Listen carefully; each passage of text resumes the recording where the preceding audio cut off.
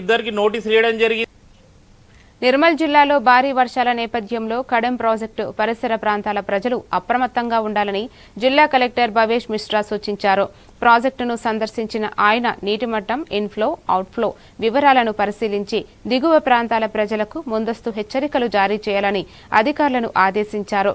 గేట్ల వద్ద కట్టుదిట్టమైన భద్రత ఏర్పాటు చేసి పరిస్థితిని నిరంతరం పర్యవేక్షించాలని సూచించారు.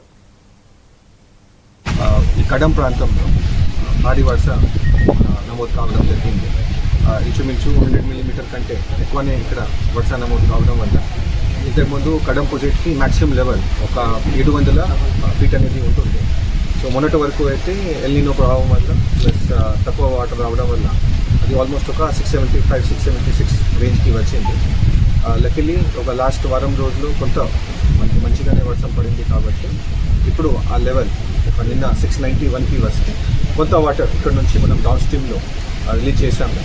ప్లస్ ఫర్దర్గా కూడా వాటర్ తక్కువ రావచ్చు ఆ ఉద్దేశంతో ఇప్పుడు 691 నుంచి ఇంకా దీన్ని పెంచుతూ 697కి తీసుకువచ్చాము. ప్రస్తుతం 697.6 లెవెల్లో ఉంది. దీనికి మ్యాక్సిమం కెపాసిటీ వచ్చేసి 700, అంటే ఇంకా 2.5 ఫీట్ మనం దీంట్లో ఇంకా పెంచుకోవడానికి వీలుంటుంది. ఇక్కడ 700 మనం వచ్చేస్తే నెక్స్ట్ ఒక సంవత్సరంలో కూడా ఒకవేళ వర్షం రాకపోయినా కూడా మనం డ్రింకింగ్ వాటర్కి మిగతా వ్యవసాయానికి మనం వాడుకోవచ్చు. నిర్మల్ జిల్లాలో కడెం ప్రాజెక్ట్ ద్వారా దాదాపు ఒక 5,000 ఎకరాలకి దీనికి ఆయకట్టు ఉంది. మన వ్యవసాయం కోసం జనరల్గా వాడతాము.